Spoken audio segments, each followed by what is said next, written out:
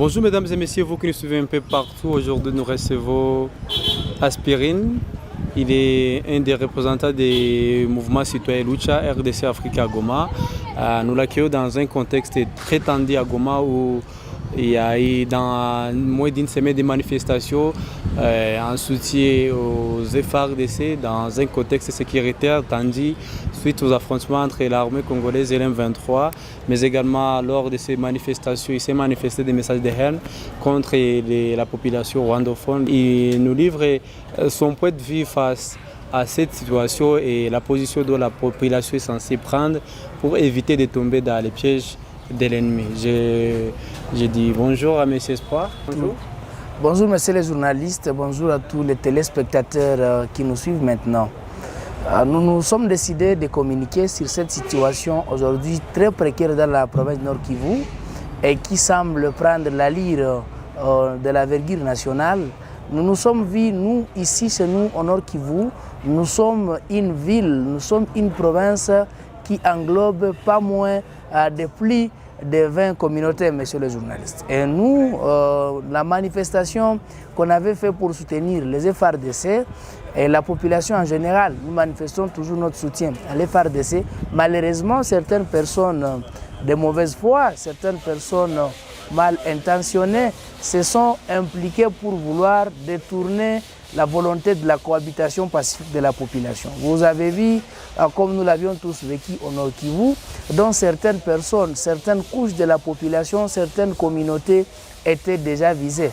Or, nous autres, choses qu'on a fustigées, c'est pourquoi vous avez vu notre communiqué qu'on a rendu public, appelant la population de ne pas céder à cette manipulation.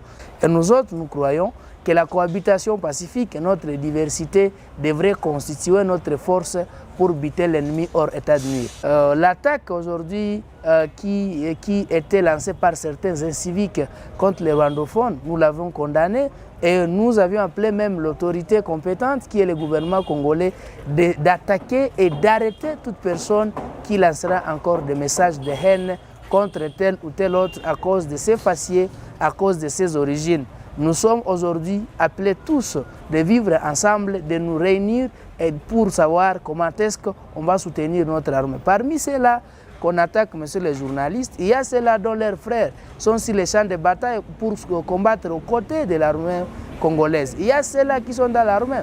Et quand vous les pourchassez qui ne sont pas des Congolais, et ceux-là qui ont laissé leur vie sur les champs de bataille, qu'est-ce que vous allez leur dire?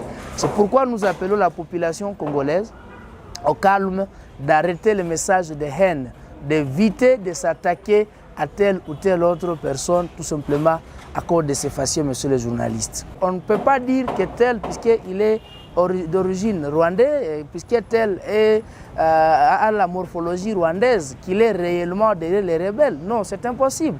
Je l'ai dit juste au début, messieurs les journalistes, il y a ceux-là qui ont la morphologie rwandaise et qui sont dans l'armée et qui combattent pour l'armée, messieurs les journalistes, pour l'honneur de la République.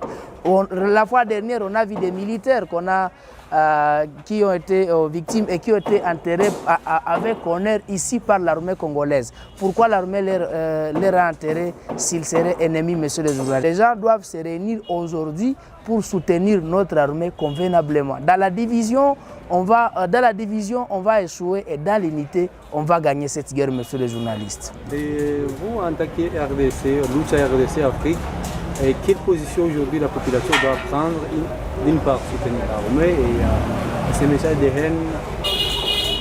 La position est très bien connue, messieurs les journalistes. On doit soutenir les FARDC tous dans l'unité, de ne pas lancer des messages de haine contre une communauté ou bien une couche de la population.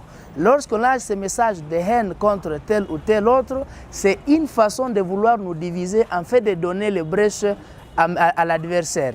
Or, si on nous divise complètement, c'est une route qu'on donne à l'adversaire, c'est une voie ouverte qu'on donne à l'adversaire. Mais quand nous serons unis, messieurs les journalistes, je vous jure que l'adversaire n'aura pas où passer puisque toute la population sera unie et toute la population est unie. Ce n'est pas comme certaines personnes veulent profiter de cette situation pour diviser d'autres personnes. Je vous dis que aucune communauté n'est grande que l'autre ici au Nord Kivu. Personne n'a choisi de naître sur le sol congolais. Peut-être que moi j'aimerais être un Américain ou bien un Français. Mais comme la loi de la nature l'a voulu que je sois ici, je dois accepter de cohabiter avec d'autres qui sont nés sur ce sol, monsieur les journalistes. Monsieur Aspirine, les communautés de la lutte RDC Afrique interviennent pendant que la même situation qui s'est passée à Goma avec des scènes de pillage et des caillasses ont été observées à Kinshasa. Aujourd'hui, la tension monte à Kindu, dans les Maniema, mais également au Sud Kivu. Et quel comportement aujourd'hui la population doit prendre dans cette période qui semble être difficile dans les cercles?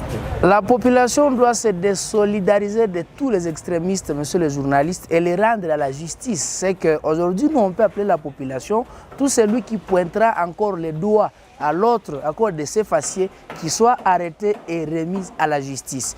Aujourd'hui, comme je l'ai dit dans l'entremise, nous sommes obligés, nous sommes appelés à l'unité pour gagner l'ennemi. Puisque, comme vous l'avez vu, aujourd'hui, la situation monte au créneau. D'ici et là, on attaque telle ou telle autre communauté.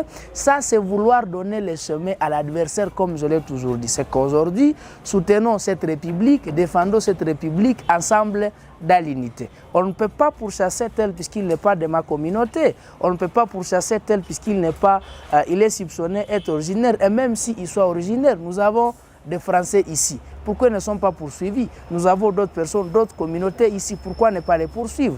Ce sont ces messages. Aujourd'hui, ce qui doit être lancé à tout le monde, c'est le message de l'unité nationale.